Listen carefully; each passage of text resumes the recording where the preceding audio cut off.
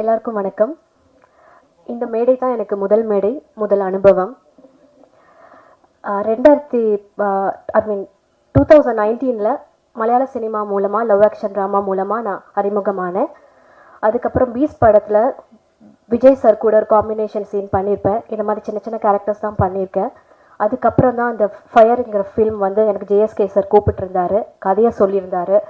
First நானும் சினிமாவுக்கு புதுசு தான். ஃபஸ்ட்டு இந்த கதையை கேட்கக்குள்ளே கொஞ்சம் பயந்துட்டு, கொஞ்சம் கண்டென்ட்டெல்லாம் கொஞ்சம் அடல்ட்டாக இருந்துச்சு கேட்கக்குள்ளேயே.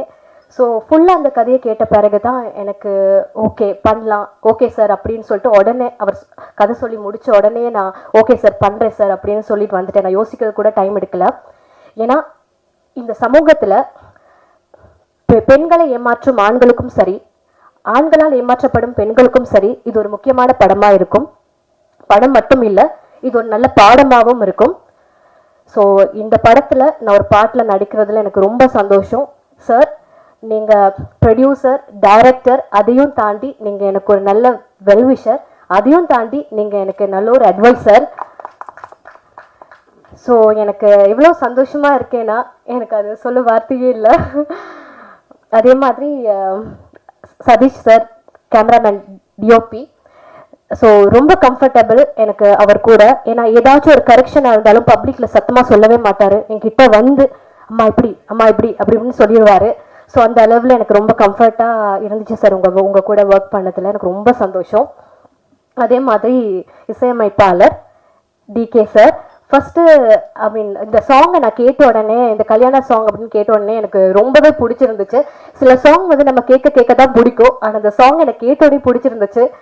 ஸோ ரொம்ப அழகான பாட்டு கொடுத்துருக்கீங்க சார். இதுக்கப்புறம் எல்லா முகூர்த்தத்துலேயும் திருமணங்கள்லையும் இந்த கல்யாண பாட்டு ஒரு பிளேலிஸ்ட்டில் ஆட் ஆகும்னு நான் நம்புகிறேன். Thank you sir. அதே மாதிரி ஜீவா சார், நீங்கள் சொல்லி நீங்கள் தான் எங்களுக்கு மெயினாகவே இப்படி பண்ணு அப்படி பண்ணலாம் சொல்லி கொடுத்தீங்க. Thank you so much sir. உங்கள் கூட ஒர்க் பண்ணதில் எனக்கு ரொம்ப சந்தோஷம். அதே மாதிரி பாலா, சாந்தினி சொன்ன மாதிரி தான், ஃபர்ஸ்ட் பாலா தான் ஹீரோ அப்படின்னோட, ஐயோ பாலாவா கோபக்காரராக இருப்பாரு, சாரு மேசையெல்லாம் தூக்கி உடச்செல்லாம் பார்த்துருக்கேன் பிக் பாஸ்லன்னு சொல்லியெல்லாம் பயந்து இருந்தேன். ஆனால் பாலா அப்படி கிடையவே கிடையாது. சரியான கைண்டான ஒரு person. I'm so happy to work with you Bala.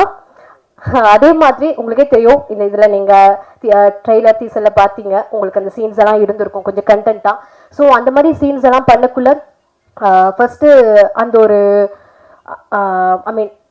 அந்த ஒரு கம்ஃபர்ட் ஜோன் கொடுத்தாங்க பாலா. அதனால தான் எனக்கு அந்த படம், அந்த சீன் எனக்கு வந்து பண்ண முடிஞ்சிச்சு. அந்த பர்டிகுலர் சீன்ஸ் எல்லாம் எனக்கு பண்ண முடிஞ்சிச்சு. ஸோ தேங்க்ஸ் பாலா, உங்களுக்கு என்னை கம்ஃபர்ட்டாக வச்சுக்கிட்டீங்க அந்த சீன்ஸில் எல்லாத்துலேயும். அதே மாதிரி மானஸ் ரொம்ப சந்தோஷம் உங்கள் கூட நான் ஒர்க் பண்ணதில். அதே மாதிரி ஒரு 2 days எங்களுக்கு ரிஹர்சல் இருந்துச்சு. ஸோ என்னை மோட்டிவேட் பண்ணார், ஓகே நல்லா பண்ணுறீங்கன்னு. ஓகேன்னு இன்னுமே நல்லா பண்ணியாச்சு. மானஸ் தேங்க்யூ. அதே மாதிரி எங்களுக்கு ஒரு ஃபியூ டேஸ் தான் எங்களோட காம்பினேஷன் சீன் இருந்துச்சு.